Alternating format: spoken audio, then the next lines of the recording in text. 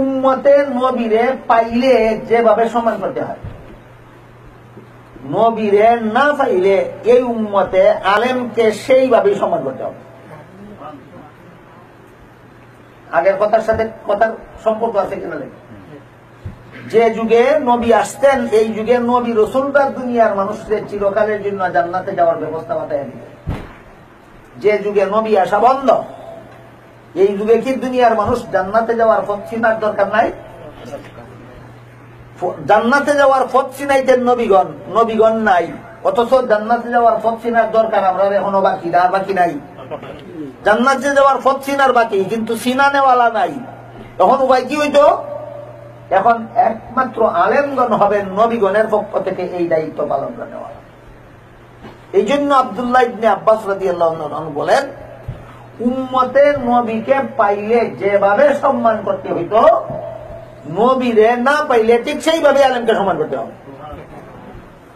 এই কথাটা বোঝার জন্য আমি একটা সহজ উদাহরণ দিয়ে আশা করি আপনারা বলতে পারবেন। ধরেন একটা লোক তার মায়ের গর্ভে থাকা অবস্থায় তার বাবা মারা গেল, জন্ম হইয়া বাবারে পাইল না? পাইল না? পাইল না। লালন পালন করলো চাচায়, লেখাপড়া শিখাইল চাচায়, মানুষ বানাইল চাচায়। এই লোকটাই যদি কয় আমার লাগি আমার চাচা হই আমার বাপ,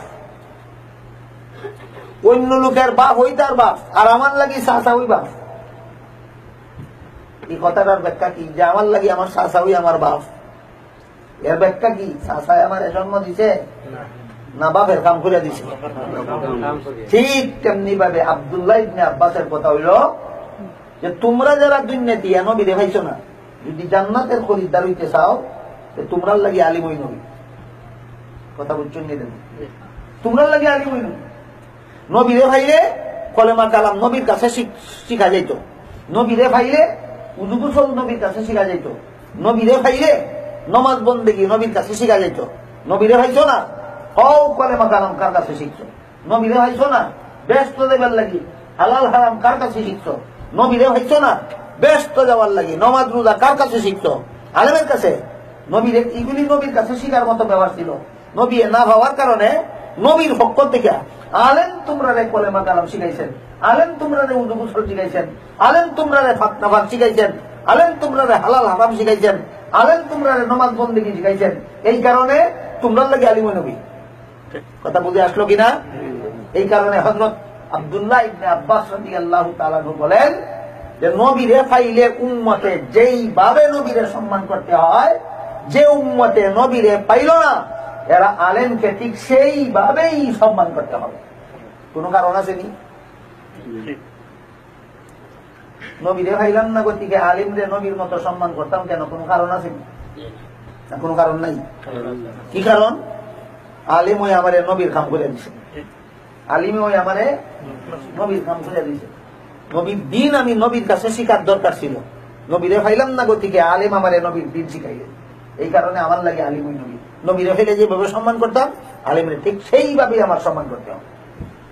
এই মন্তব্য কার? কথাটা তফসিরের কিতাবে লেখা আছে।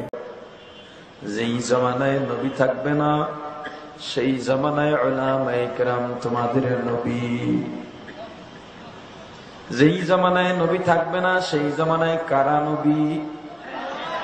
আর জোরে বলেন। ও মুসলমান, এতক্ষণ বললাম আমরা মাদ্রাসার ছাত্র, আমরা তালেবুল ইলম,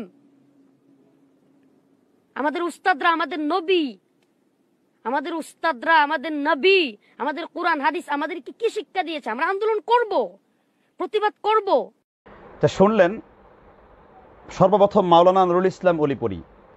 তিনি আমাদের বাংলাদেশের মুনজিরে জামান হিসেবে বিখ্যাত এবং কওমি আলেমদের একজন শিরতাজ উলামায়ে একরাম বলে তিনি প্রসিদ্ধ। তিনি শুনলেন ইবনে আব্বাস রাদিয়াল্লাহু তাআলা আনহু তিনি বলেছেন যে নিঃসন্দেহে যেই জামানায় নবী থাকবে না সেই জামানায় উলামায়ে একরাম নবী। কার কথা বলছে? ইবনে আব্বাস রাদিয়াল্লাহু তাআলা আনহুর কথা বলেছেন।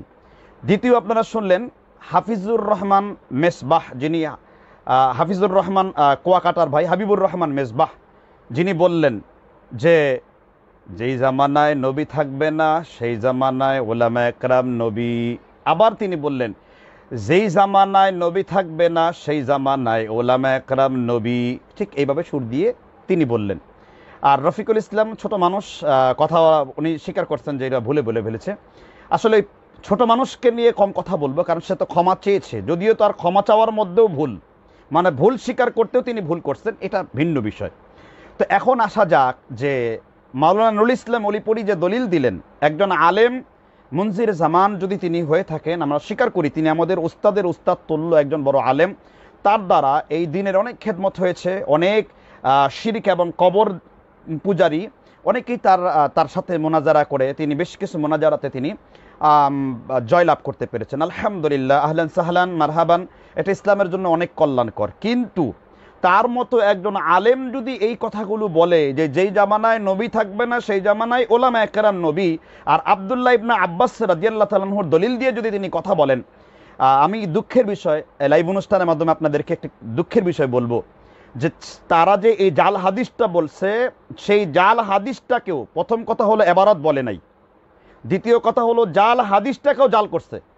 হাদিসটা তো জাল, আমি বলবো কেন জাল, আর এই হাদিসটাকে বলতে যেও হাদিসটা জাল করেছেন আমাদের উস্তাদতুল্য আলেম মাওলানা নুরুল ইসলাম অলিপুরি হাফেজাহুল্লাহ।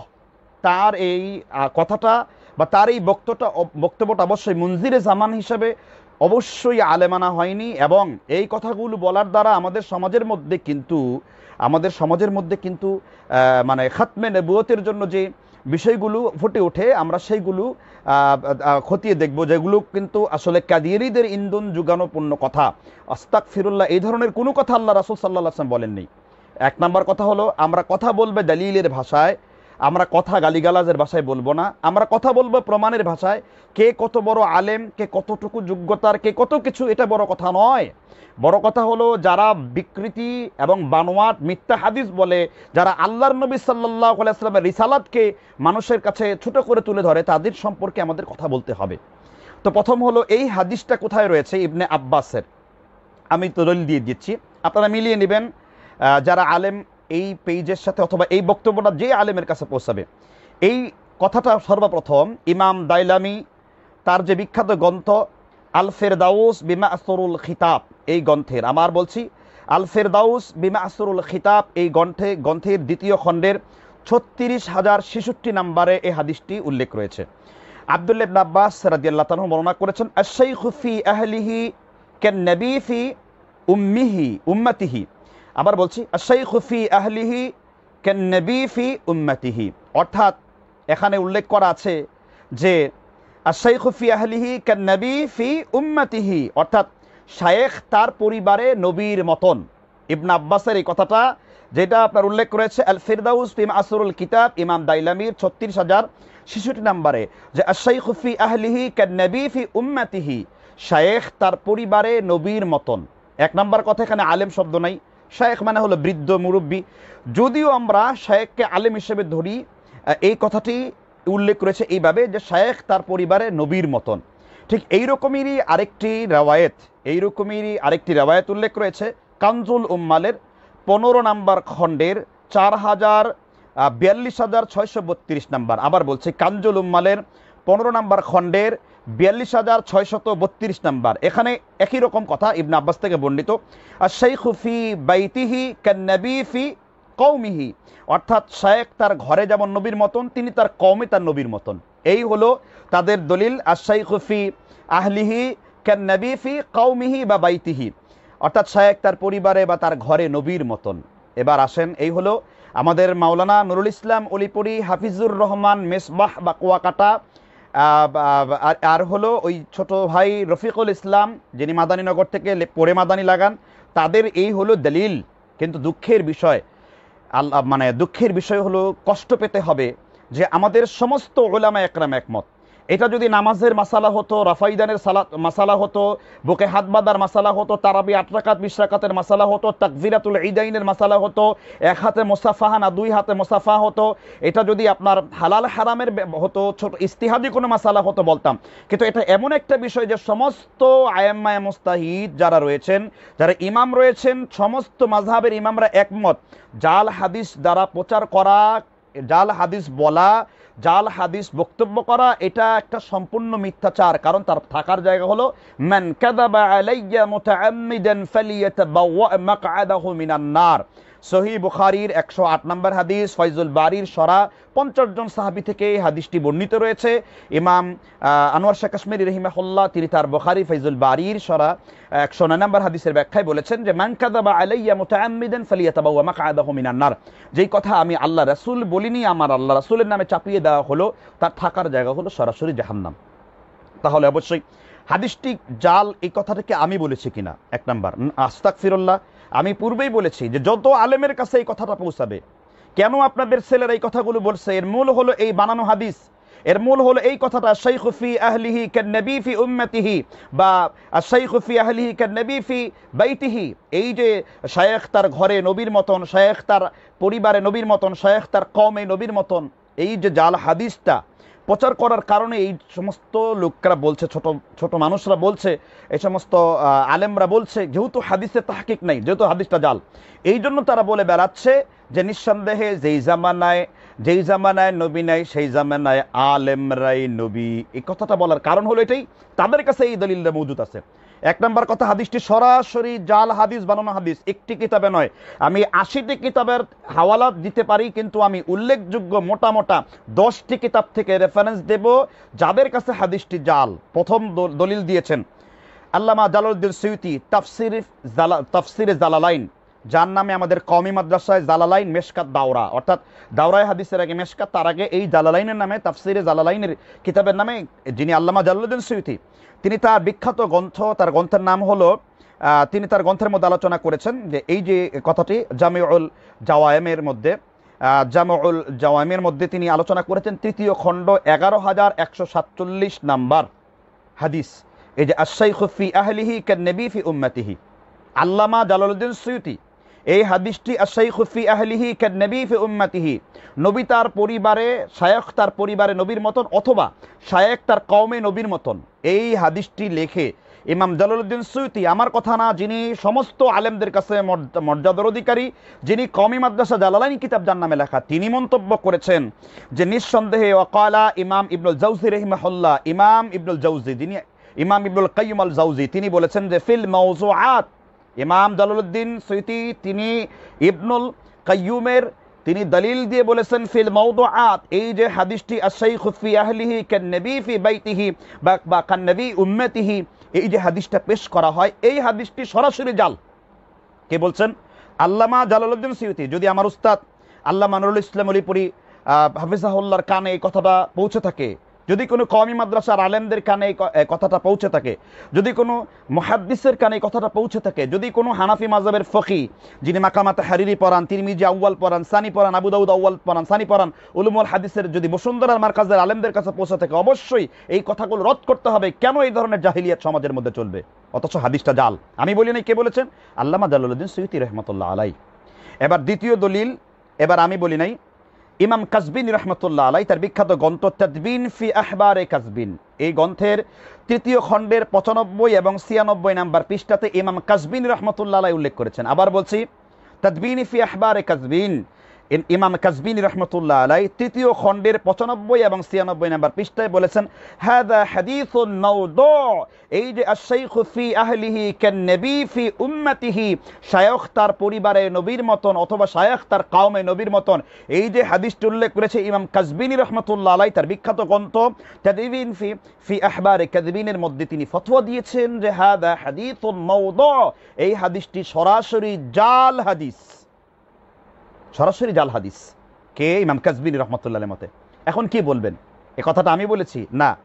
এরপরে ইমাম হিব্বান রহমতুল্লাহ আলাই, এবার বিখ্যাত ইমাম হিব্বান, সহিহ ইবনে হিব্বানের লেখক, তিনি তার গ্রন্থ কিতাবুল মাজরুহিন মিনাল মুহাদ্দিসিন, আবার বলছি কিতাবুল মাজরুহিন মিনাল মুহাদ্দিসিন, এই গ্রন্থের প্রথম খণ্ডের 566 নাম্বার পৃষ্ঠায় ইমাম হিব্বান রাহিমাহুল্লাহ বলেছেন, দেখেন আমি কথা বলিনি, যাদের বদলতে আজকে সহিহ যঈফ টিকে রয়েছে, আপনি হাদিস বলবেন আর হাদিসের সনদ বলবেন না, আপনি হাদিস বলবেন আর হাদিসকে ইনিয়ে বিনিয়ে মিথ্যা কথা বলবেন যে আশ-শাইখু ফি আহলিহি কান-নবী ফি উম্মতিহি, আপনি হাদিস বললেন, রাসূল সাল্লাল্লাহু আলাইহি ওয়াসাল্লাম রিসালাতকে এমনিতে তো জাল নবীর যন্ত্রণায় আমরা অস্থির হয়ে আছি, কাদিয়ানি ফেতকা তৈরি করেছে, আর আমাদের আলেমদের থেকে যদি এই ধরনের বক্তব্যগুলো সমাজের মধ্যে আসে, মসজিদের মিম্বারের মধ্যে আসে, মাইকের মধ্যে আসে, দার্সের মধ্যে আসে, তাফসীরের মধ্যে আসে, তাহলে এই দুঃখ আমরা কোথায় রাখি? এই দুঃখ রাখবার কোনো জায়গা নেই। ইমাম হিব্বান রহমতুল্লাহ আলাইহি স্পষ্ট করে বলেছেন এই হাদিস সম্পর্কে, আর শাইখু ফি আহলিহি কান নবী ফি উম্মতিহি, ইবনে আব্বাস থেকে বর্ণিত, যে শায়খ তার পরিবারে নবীর মতন বা শায়খ তার কওমে নবীর মতন। তিনি বলছেন, স্পষ্ট করে শুনুন, ইবনে হিব্বান তার কিতাবুল মাজরুহিন মিনাল মুহাদ্দিসিনের প্রথম খণ্ডের 566 নম্বর পৃষ্ঠায় তিনি বলেছেন, লা ইয়াহিল্লু যিকরু হাদিসিহি, এই হাদিসের যিকর মানে হাদিস দিয়ে যিকর, অর্থাৎ এই হাদিস দিয়ে দলিল গ্রহণ করা, লা ইয়াহিল্লু, হালাল নয় কোনো ফকির জন্য, হালাল নয় কোনো মুহাদ্দিসের জন্য, হালাল নয় কোনো বক্তার জন্য, হালাল নয় কোনো মনজিরে জামানের জন্য।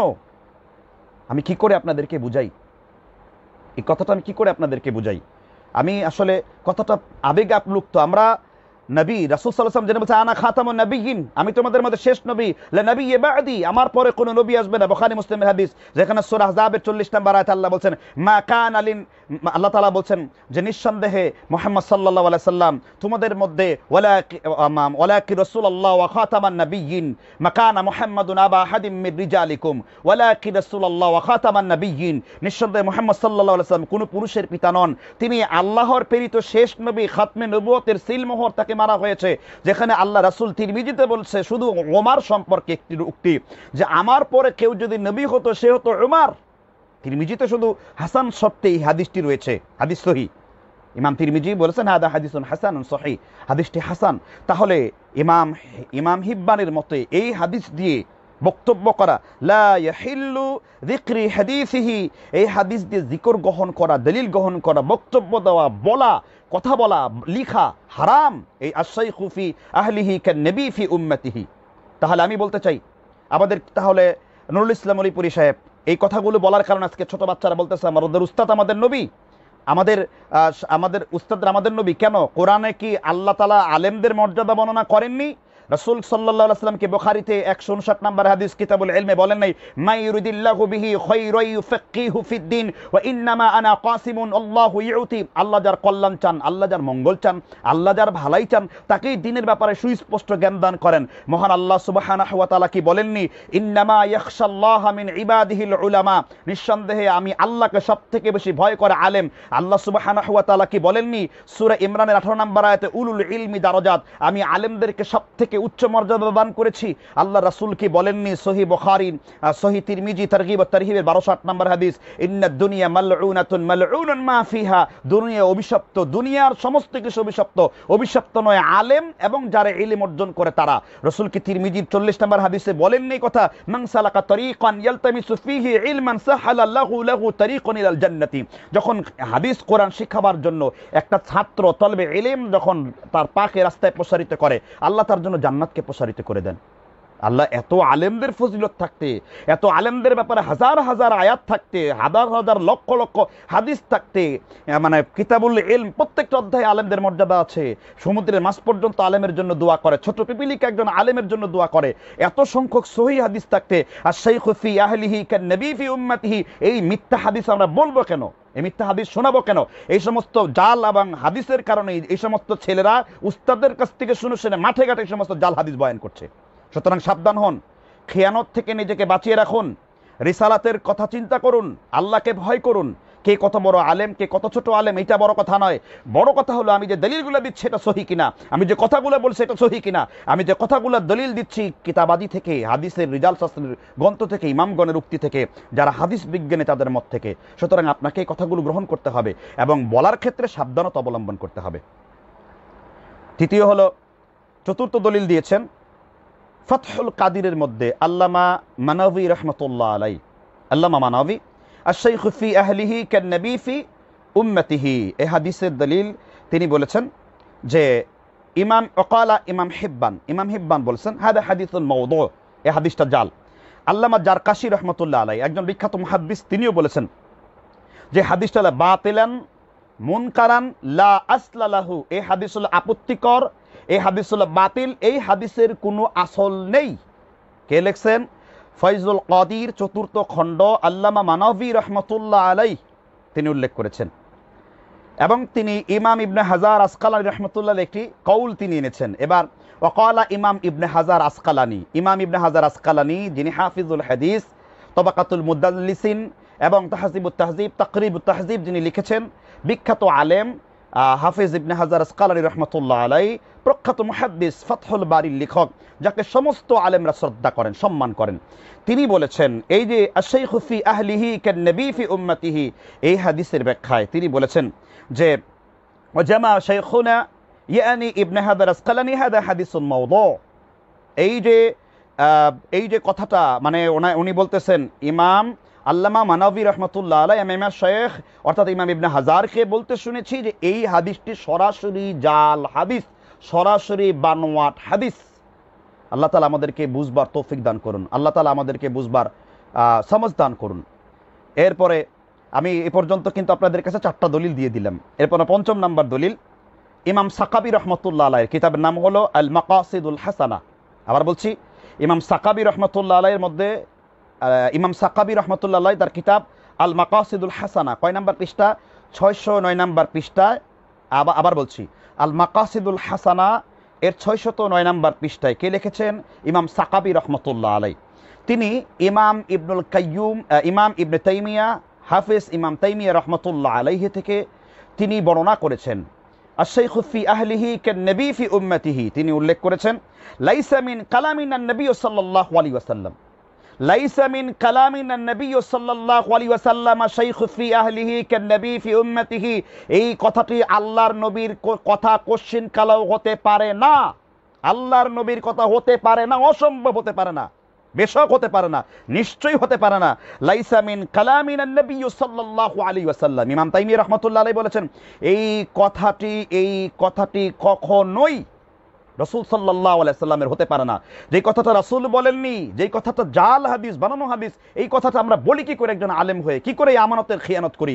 রাসূলুল্লাহ সাল্লাল্লাহু আলাইহি সাল্লাম ভয়াবহতা বলেছেন, মুসলিম শরীফের হাদিস নাম্বার 477 নাম্বার, রাসূল বলেছেন কিয়ামতের পূর্বে এমন কিছু লোক বের হবে দাজ্জালুনা ওয়া কাযযাবুন, যারা দাজ্জালের মতো মিথ্যাবাদী হবে এবং তারা এমন এমন হাদিস বলবে বিমা লাম তাসমাউ আনতুম ওয়ালা আবাউকুম, তুমিও কোনোদিন শুনোনি, তোমার বাপ দাদারাও কোনোদিন শুনেনি। রাসূল সাল্লাল্লাহু আলাইহি ওয়াসাল্লাম বলেন ফাদাল্লু আদাল্লু, নিজেরাও গুমরাহ হবে এবং উম্মতকেও গুমরাহ করবে। ফাইয়াকুম, তোমরা তাদের থেকে দূরে থাকো, ওয়া ইয়াহুম, তাদেরকে তোমাদের কাছ থেকে দূরে রাখো। আল্লাহ তাআলা আমাদের হেফাজত করুন, আল্লাহ তাআলা আমাদের বুঝদান করুন। অথচ দেখেন, আমি সম্মানিত আলেমদের দৃষ্টি নিক্ষেপ করছি যে এখানে কে ফিতনাবাজ সাইফিয়ার, কে ফিতনা সৃষ্টি করছে। যদি জাল হাদিস প্রচার করা হয় আর সেটা যদি খলিফা তাকে মৃত্যুদণ্ড করা হয়, আর ওমর ইবনুল খাত্তাব রাদিয়াল্লাহু তাআলা আনহু বলেছেন যে হাদিস যদি তুমি দলিল দিতে না পারো মুসা শারি, আমি মুসা, তাহলে আল্লাহি লা উজি আন্না যহরাকা আও লা তাতিয়ান্নাক, আমি তোমার পেটকে ফেরে ফেলবো, আমি তোমার মস্তককে দ্বিখণ্ডিত করে ফেলবো। সেই ওমর যদি রাদিয়াল্লাহু তাআলা আনহু সিংহের মতো গর্জিত হতে পারেন, খলিফা মাহদি জাল হাদিস প্রচার কারণে যদি মৃত্যুদণ্ড কার্যকর করতে পারেন, আপনারা নিজের একটাবার চিন্তা করেন, আপনি যেই মাসলাকের হন না কেন, আপনি বেরেলভি হন, আপনি হানাফি হন, মালিকি হন, শাফি হন, হাম্বলি হন, দেওবন্দি হন, দাউলাফি হন, আপনি সালাফি হন, আপনি আহলে হাদিস হন, আপনি যেই হন না কেন, আপনি যদি মুসলমান হয়ে থাকেন, যদি আপনার বড় আহলে সুন্নাত ওয়াল জামাআর হয়ে থাকে, তাহলে অবশ্যই রিসালাতের সাথে খিলাফ এই ধরনের কথা গ্রহণ করা যাবে না। তাহলে আমি বলছি আপনাদেরকে দলিলের ভাষায়, আমি বলছি আপনাদেরকে মুহাদ্দিসদের কিতাবের ভাষায়, এখানে ছাড়বার গালি দেওয়া ছাড়া আপনাদের আর কোনো কিছু করার নেই। যদি দলিল দিয়ে প্রমাণ করতে পারেন এই হাদিস সহিহ, আমি কান ধরে জাতির সামনে তওবা করে বলবো, আমি কান ধরে বলবো আল্লাহ তুমি আমাকে ক্ষমা করে দাও, আমি মানুষের নামে বদগুমান করেছি। আর যদি আমি এই কথা সহিহ বলি, যদি আমার কালাম সহিহ থাকে, তাহলে তাদেরকে বলতে হবে জাতির সামনে যে এই কারণে কথা আমরা অসহিহ বলেছি, এই হাদিস আপনারা প্রচার করবেন না। আল্লাহ তাআলা আমাদের বুঝবার তৌফিক দান করুন, আল্লাহ তাআলা আমাদেরকে বুঝবা তৌফিক দান করুন। এরপরে আসেন, আমি দৃষ্টি নিবেদন করছি আমার সম্মানিত বড় ভাইতুল্য হাবিবুর রহমান মেসবা ভাই, খবরদার এই কথাটি আর কখনো ভাই আপনি বলবেন না। আপনি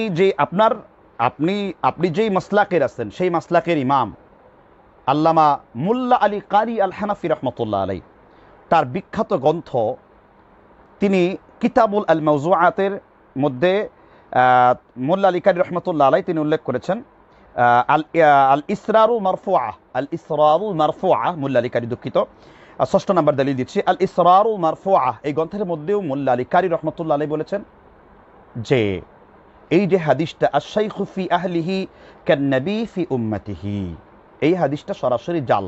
এই হাদিসটা মওদু কে বলেছেন? মুল্লা আলী কারি আল হানাফি রাহমাতুল্লাহ আলাই, অত্যন্ত বিজ্ঞ একজন আলেম, হাফিজুল হাদিস ছিলেন। সেই বিখ্যাত ইমামের মতো কিন্তু এই হানাফি মাযহাবের প্রথম সারির একজন আলেমের মতে, হাফিজুল হাদিসের মতে এই হাদিসটি জাল হাদিস, বানানো হাদিস। তাহলে কেন আমরা এই কথাগুলো বলবো?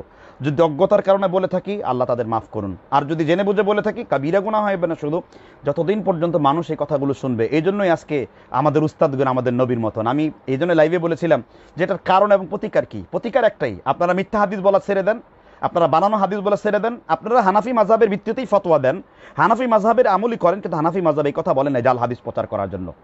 দাঈফ হাদিস হলে আমি এই কথাটা বলতাম না, কিন্তু এটা তো জাল হাদিস। আপনারা আপনাদের মাসলাক থেকেই করেন। এই যে জাহিলিয়াতের যে ইমারত উঠেছে, জাহিলিয়াতের যে দেয়াল উঠেছে, ইনশাআল্লাহ আমরা যদি এইভাবে কোরআন এবং সুন্নাহগুলোকে সামনে রেখে বিশ্লেষণ তাহকিক করে বক্তব্য করি, ইনশাআল্লাহ বাংলাদেশের মানুষ এই সমস্ত আলেমদেরকে তাদেরকে সুযোগ দেবে, তাদেরকে বলবে, তাদেরকে বেয়াদবি করবে, তাদেরকে বলবে যে আপনারা কথাগুলো দলিল সহকারে বলেন, সহিহ হাদিস থেকে কথা বলেন। আমি আমার ব্যক্তিগত আক্ষেপ থেকে বলছি না। শেষে আমি বলবো, আমি দলিল দিয়ে নিচ্ছি। আরও দলিল রয়েছে এই ব্যাপারে। আশ-শাইখু ফি আহলিহি কান-নবী ফি উম্মতিহি, শায়খ তার পরিবারে নবীর মতন, বা শায়খ তার কওমে বা তার বাড়ি বা তার কওমে নবীর মতন। এবার হাফিজুল হাদিস আল্লামা হাফিজ শামসুদ্দিন জাহাবি, তার বিখ্যাত গ্রন্থ মিজানুল ইতিদাল। দেখেন, অনেকে আমাকে এখানে কমেন্ট লেখে যে শেখ আপনার ভাবিকে বলবেন কদুর তেল মাথায় ঠান্ডা করে দিয়ে ঘুমাবার জন্য, আর বিছানার কাছে একটু মিজানুল ইতিদালটা রেখে ঘুমায়েন। দেখেন কত বড় বেয়াদবি এবং দৃষ্টতাপূর্ণ কথাবার্তা। আমি তো ভাই আপনার উপকার করছি, আমি তো যাচাই বাছাই করে আমি এমন কিছু দেওয়ার চেষ্টা করছি যে জিনিসটা আপনি সহি। আপনি যদি আমার কথা ভুল হয়, আপনি দলিল প্রমাণ সহকারে উসুলে হাদিস বা উলুমুল হাদিসের পরিভাষায় আমাকে ভুল ধরিয়ে দেন, আমি অবশ্যই সেটা সংশোধন করব। ইনশাল্লাহ আমি আর একটা লাইভ অনুষ্ঠান করব। আমি যে সমস্ত জালিয়াতি এবং জাহিলিপূর্ণ কথা বলেছি, আমি সেইগুলোর খণ্ডন করবো ইনশাল্লাহ। অর্থাৎ যেই সাইফি ভুল বলেছে, আমি সেই সাইফির কথাটা বলবো। আর এই যে সাইফি এখন কথা বলছে, আমি যে সঠিক বলছি এটাও আপনাদেরকে আমি শোনায় দেবো। কেননা আমি মৃত্যুর পরে এটা নিয়ে মরতে চাই না যে আমি উম্মতকে গোমরা করে মারার চেষ্টা করেছি। আল্লাহ আমাদের বুঝবার তৌফিক দান করুন। তবে এই যে এরা যে জাল হাদিস বলে, এই জাল হাদিসগুলো কিন্তু এই জন্য বলে না যে তারা উম্মতকে ক্ষতি করে, তারা কিন্তু সোয়াবের নিয়তেই করে, কিন্তু তারা আসলে তাহকিক করে বলে না। ফাইন্না যন্না আকযাবাল হাদিস, অনুমান মিথ্যার দিকে চলে যায়। রাসূলুল্লাহ সাল্লাল্লাহু আলাইহি ওয়াসাল্লাম স্পষ্ট বলেছেন মুসলিম শরীফের বর্ণনায়। এরপরে আজকের আরও একটি কিতাব, এটা লিখেছেন ইমাম ইবনুল কাইয়্যিম আল জাওজি রাহমাতুল্লাহ আলাইহি। মিজানুল ইতিদালের মধ্যে তিনি বলেছেন যে হাদা হাদিসুন মাউদু, এই হাদিসটা জাল। কিতাবুল মাওযুআতের মধ্যে ইমাম ইবনুল কাইয়্যিম আল জাওজি ৮০ নম্বর পৃষ্ঠায় বলেছেন যে এই যে আশ-শাইখু ফি আহলিহি কান-নবী ফি উম্মতিহি, শায়েখ তার ঘরে নবীর মতন, শায়েখ তার পরিবারে হলো। এখন আপনাদের কাছে আমি প্রশ্ন রাখতে চাই, আল্লাহর নবী সাল্লাল্লাহু আলাইহি সাল্লাম এর পরিবর্তে একজন আলেমকে নবী বলে ডাকা হলে, এবং সেটার জন্য যদি কোরআন হাদিস থাকতো, তাহলে আমরা বলতে পারতাম। আমি আপনাকে 10খানি কিতাব থেকে দলিল দিয়ে দিলাম, 80টা কিতাব থেকে বাছাই করে। কারণ এত কিতাবের রেফারেন্স দেওয়া দরকার নেই, 10টি যথেষ্ট। আমি আপনাকে এই 10টি যথেষ্ট কিতাবের নাম বলে দিলাম। আশ-শাইখু ফি আহলিহি কান-নবী ফি উম্মতিহি বা কান-নবী ফি বাইতিহি। এই যে মিথ্যা হাদিস, এমনি তো আমরা জাল নবীর যন্ত্রণায় আছে। এই জন্য আমি শ্রদ্ধেয় উস্তাদ আল্লামা নুরুল ইসলাম উলিপুরি হাফেজাহুল্লাহ, তার দিকে দৃষ্টি নিবন্ধন করব, খবরদার দয়া করে এই ধরনের কথাগুলো বলবেন না। এবং রফিকুল ইসলাম সাহেবকে বলবো যে উস্তাদদেরকে অবশ্যই সম্মান করবেন, উস্তাদদেরকে সম্মান অবশ্যই করা। সাহেবতে সলেহ তরা সলেকুন, সাহেবতে তলেহ তরা তলে কোনাত, আমরা অনেকেই বলেছি, সৎসঙ্গে স্বর্গবাস, অসৎসঙ্গে সর্বনাশ। এই জন্য আসেন, উস্তাদের খেদমতের পাশাপাশি উস্তাদের যদি দিনের ব্যাপারে এমন কোনো সিদ্ধান্ত হয় যে সিদ্ধান্তটা কোরআন সুন্নাহর মধ্যে নেই, এমন কথা থেকে আমরা বিরত থাকি।